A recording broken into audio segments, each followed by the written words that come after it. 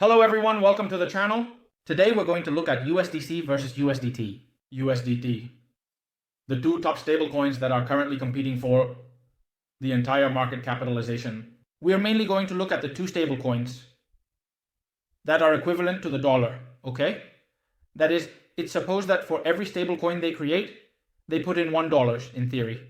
Let's see which one is better of the two. That is to say, it's supposed that for every stablecoin they create, they put in $1 in theory. Let's see which one is better of the two. Well, it's hard to know. On one hand, we mainly have USDT, which is the oldest and has been operating for much longer. It has been widely used out of necessity in countries like Nigeria, Venezuela, and Argentina. Countries that have had huge inflation and have managed to save people's asses and their economy from governments that were against them thanks to their CDT. USDT offers low fees, send money, transfer large sums to the other side of the world in 5 minutes, and pay just $1 for the transfer, so it's excellent. It currently leads stablecoins in market cap. It's now in 4th place, recently fell from 3rd. USDC is below, gaining ground. USDC is a stablecoin with Coinbase, regulated in the US and Europe, proving $1 reserves, unlike USDT. Thus, USDT faces criticism, restrictions, and bans in Europe, shifting to USDC. Both offer simple staking, generating interest, and the next one we have below it, gaining ground, is USDC, which is the other stablecoin created by or in collaboration with Coinbase. It has gone through many regulations both in the US and Europe, and that's a good thing because it has really demonstrated that it has that capital reserve of $1, something that USDT has not been able to prove. Because of that, it's facing criticism from all sides, to the point that USDT is practically being restricted and banned all over Europe, with a shift towards USDC.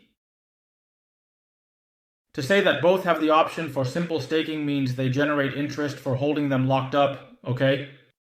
Generally speaking, USDC generates more interest than USDT. But also keep in mind that USDC is trying to take market share from USDT, which is why they offer higher interest rates. Let's take a look at the market capitalizations. As you can see, despite everything, the forecast in Europe shows a slight decline in capitalization at the end, but the capitalization is huge and constantly rising, because USDT is trusted in many countries. USDC's trust is weaker.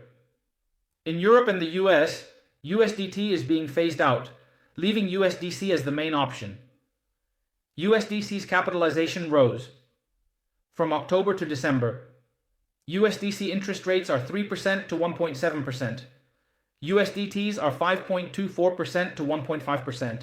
USDT is phasing out, reducing its capitalization. USDC rises as a reliable alternative with interest rates from 3% to 1.7%. USDT rates are 5.24% to 1.5%. Both are secure. USDT is trusted for history, USDC for transparency. As you can see, USDC had a very strong capitalization when it was created, and it became very famous and well known, offering a very high interest rate.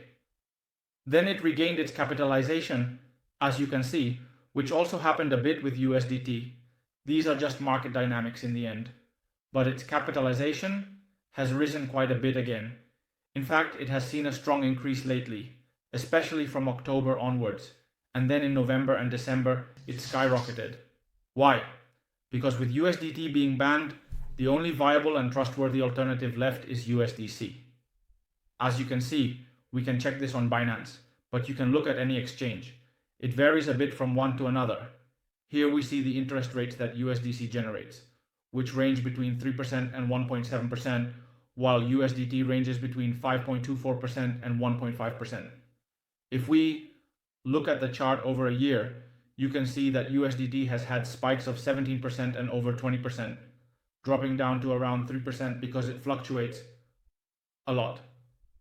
But if we also look at USDT over a year, it has had its spikes, drops, and then spikes again, because this depends on the market.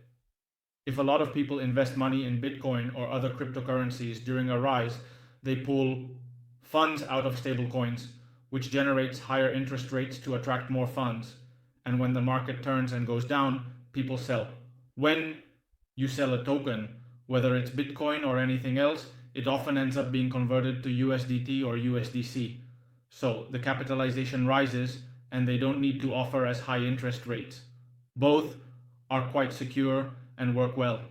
Most people still trust USDT, and we are also quite favorable towards trusting USDT because of its experience, the years it has been around, its ease of use, its speed in transactions, and because it has saved many people from serious problems in countries with high inflation.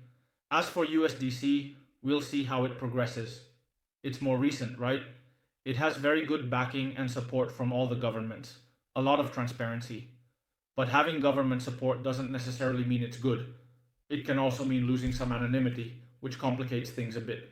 So, in Europe, the US, there will be no choice but to use USDC, but the rest of you will probably continue using USDT since it is the most used and the most trusted.